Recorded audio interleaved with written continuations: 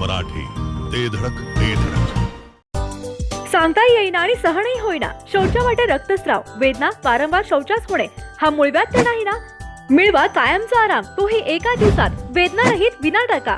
मूळव्याधीवर औषधोपचाराबरोबर laser व इंजेक्शनची खास सुविधा देणारे विट्यातील पहिलेच हॉस्पिटल डॉक्टर बंडगर यांचे मूळव्याध स्पेशालिटी हॉस्पिटल, अनुराज हॉस्पिटल शेजारी, एसटी स्टँडच्या बाजूला, खानापूर रोड, विटा. लोकनेते माननीय हनुमंतराव पाटील चॅरिटेबल ट्रस्ट विटा संचलित आदर्श कृषी तंत्र विद्यालय विटा येथे 10वी उत्तीर्ण विद्यार्थ्यांसाठी 2 वर्षांचा कृषी डिप्लोमा कोर्स सुरू झाला आहे. मराठी माध्यमातून शिक्षण, अनुभवी शिक्षक वर्ग, सुसज्ज इमारत आणि सर्व सोयींनी युक्त प्रयोगशाळा तसेच प्रत्यक्ष प्रशिक्षणासाठी आधुनिक भाजीपाला क्षेत्र, आंबाबाग, माती परीक्षण प्रयोगशाळा, बंदिस्त पशुपालन आणि गांडूळ खत उत्पादन प्रकल्प यांसारख्या सुविधा, विद्यार्थ्यांच्या सोयीसाठी निसर्गरम्य परिसर, नियमित मार्गदर्शन, मुला मुलींसाठी स्वतंत्र वसतिगृहाची सुविधा उपलब्ध, शेतीला आधुनिक तंत्रज्ञानाची जोड देणारे विश्वासू शिक्षण. पत्ता आणि संपर्क आपल्या स्क्रीनवर.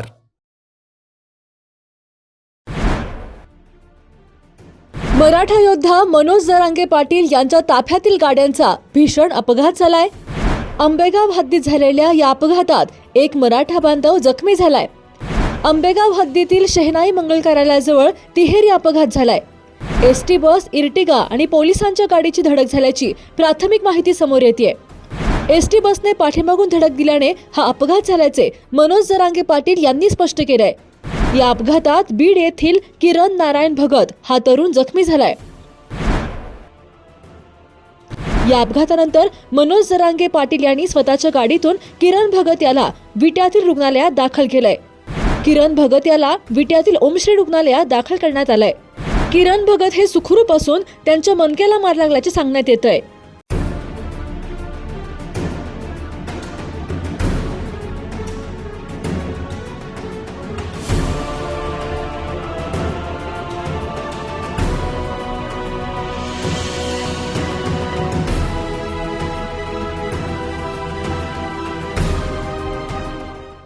मराठा योद्धा मनोज जरांगे पाटील यांच्या ताफ्यातील वाहनांचा आंबेगाव हद्दीत भीषण अपघात झाला असून आंबेगाव येथील शहनाई मंगल कार्यालयाजवळ एसटी बस, इर्टिगा आणि पोलिसांच्या वाहनामध्ये तिहेरी धडक झाल्याची प्राथमिक माहिती समोर आली आहे. एसटी बसने पाठीमागून धडक दिल्याने हा अपघात झाल्याचे मनोज जरांगे पाटील यांनी सांगितलंय. या अपघातामध्ये बीड येथील किरण नारायण भगत हे मराठा बांधव जखमी झाले आहेत. अपघातानंतर मनोज जरांगे पाटील यांनी स्वतः पुढाकार घेत जखमी किरण भगत यांना रुग्णालयात दाखल केले. त्यांना उपचारासाठी विट्यातील ओमश्री रुग्णालयात दाखल करण्यात आले आहे. किरण भगत हे सुखरूप असून त्यांच्या मणक्याला मार लागल्याची प्राथमिक माहिती आहे. दरम्यान जरांगे पाटील यांचा ताफा कडेगावकडून विट्याला येत असताना एसटी बस पाठीमागून इर्टिगा गाडीला धडकली. यानंतर सदर इर्टिगा ताफ्यातील पोलिसांच्या गाडीला धडकून हा अपघात झाल्याची प्राथमिक माहिती समोर येत आहे. मनोज जरांगे पाटील यांच्या ताफ्यातील वाहनाच्या झालेल्या या अपघातामुळे परिसरात काही काळ खळबळ उडाली होती. परंतु अपघातातील किरण भगत हे सुखरूप असून मनोज जरांगे पाटील यांचा पुढील कार्यक्रम सुरू झाला आहे.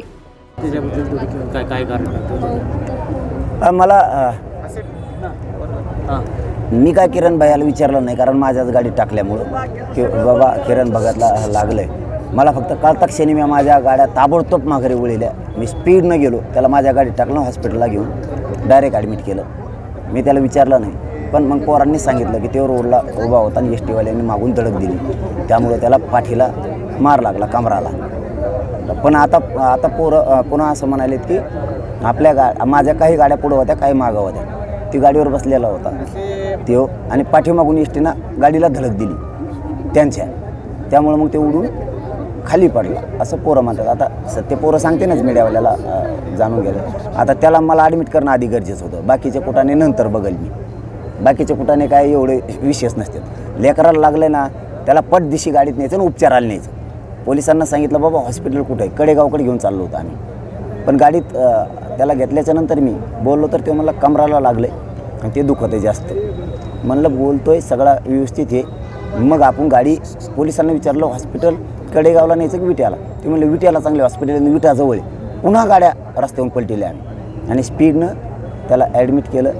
त्याचे एक्सरे केलेत, ते केलेत. कुठेही फ्रॅक्चर नाही, काय नाही. कुणीही काळजी बांधवांनी करायची गरज नाही. एकदम किरण भाई व्यवस्थित आहे. आता चांगल्या हॉस्पिटलला ॲडमिट केलं आहे. काय नाव, ओमश्री हॉस्पिटल म्हणून आहे. आता तिथं ॲडमिट केलं आहे, कारण आम्ही आधी सरकारीला नेलं होतं. आम्हाला इथलं हॉस्पिटल काय माहीत नाही ना, आम्हाला काय माहिती इथलं, म्हणून आम्ही सरळ पोलिसांना नाव सांगितलं सरकारी हॉस्पिटल. ती हॉस्पिटलला घेऊन गेले. एकदम क्लिअर आहे बाहेर, उद्यापर्यंत क्लिअर होऊन जाणार तो.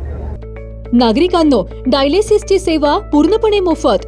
भिवघाट येथील सर्वात मोठ्या श्री सिद्धिविनायक सुपर स्पेशालिटी हॉस्पिटलमध्ये महात्मा ज्योतिराव फुले जन आरोग्य योजनेअंतर्गत आता डायलिसिस सेवा पूर्णपणे मोफत होणार. अधिक माहितीसाठी स्क्रीनवरील नंबरवर संपर्क करा.